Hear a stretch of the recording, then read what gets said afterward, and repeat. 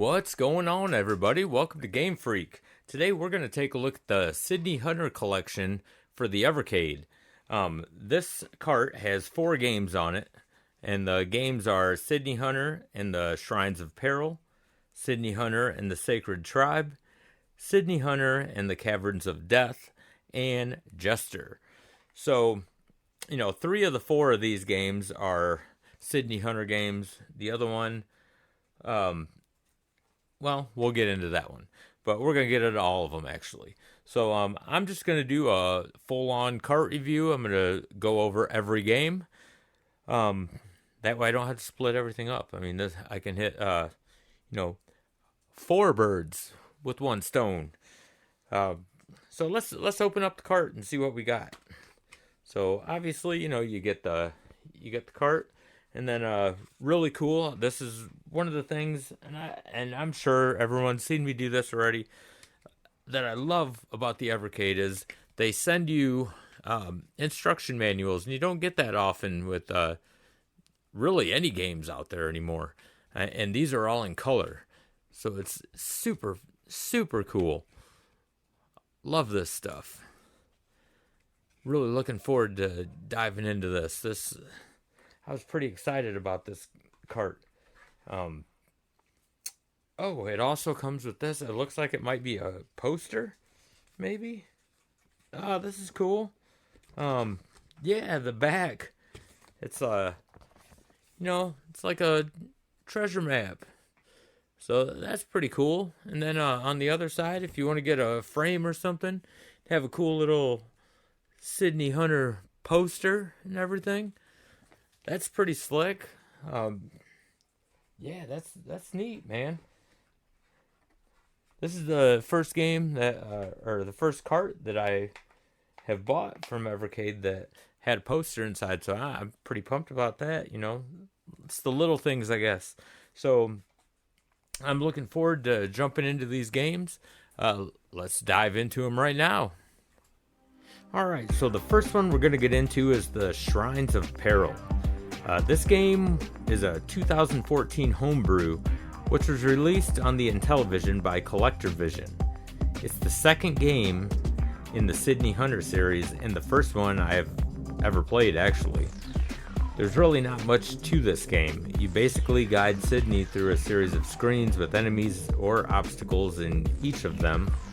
The goal is to reach the shrine at the end of the level and collect treasure that's resting on the top of it before the time runs out. And once you do that, you start at the beginning of the level again and do it all over. However, each time you start over again, it becomes more challenging because crows, bats, spiders, and snakes will try to spoil your adventure.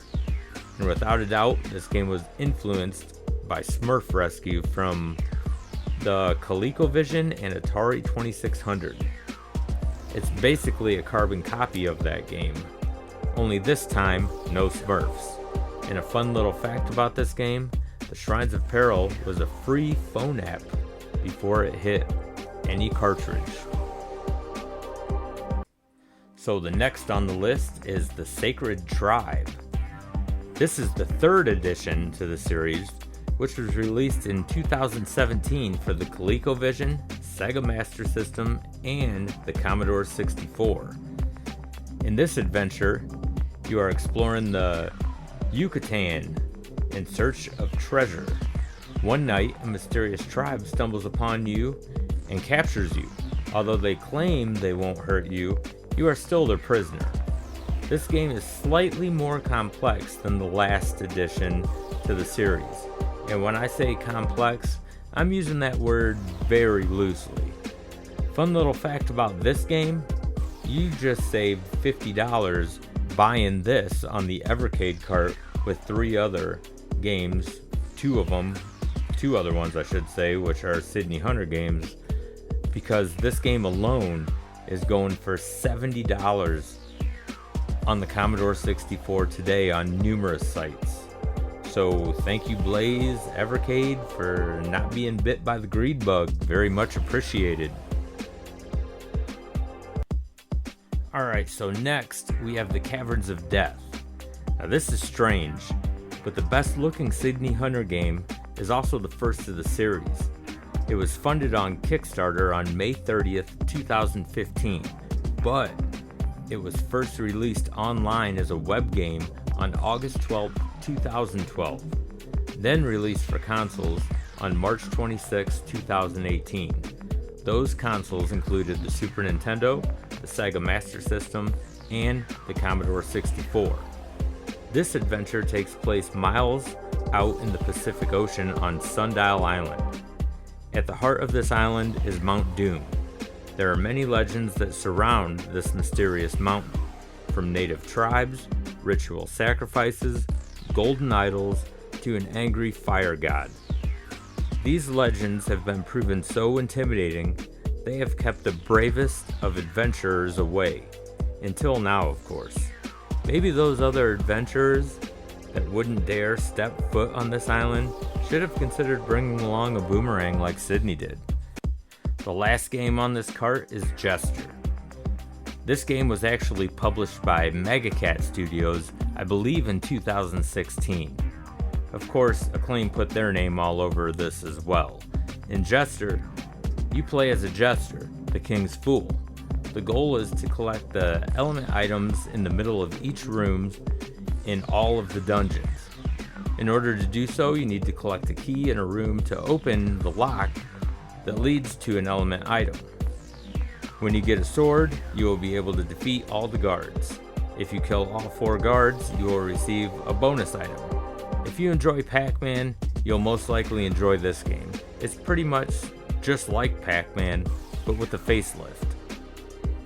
Okay, so my overall views on the Sydney Hunter collection, I absolutely loved it. It's well worth it, and I recommend it. Now, I was quite surprised because I thought that maybe Jester would be the weakest link on this cart. Really, I like all the games on here, but there is a weakest link, and I'll get to that in a second. I thought it would be Jester because I'm not into those, I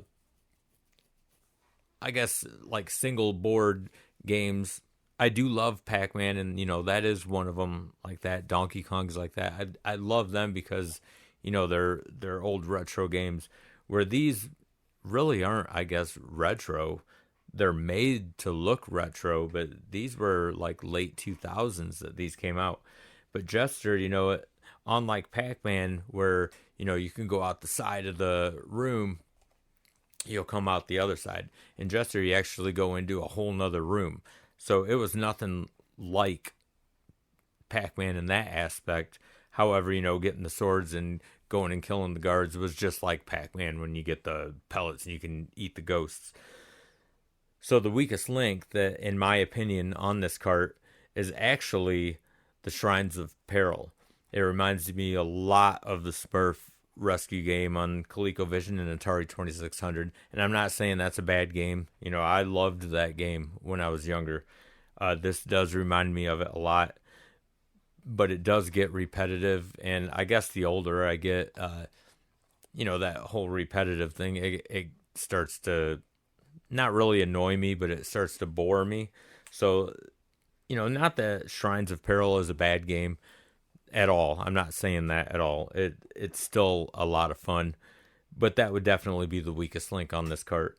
So overall, man, I give this like a 5 out of 5. I absolutely love it. I can't wait to dive into it and play a little more, because I really only got to play about 20 minutes. God, I can't talk. On each game, so I'm looking forward to diving into this and conquering these mofos. So yeah, thanks for watching, everyone. Don't forget to hit that like and subscribe button. It really helps out the channel a lot, and I greatly appreciate it. And until the next video, game on.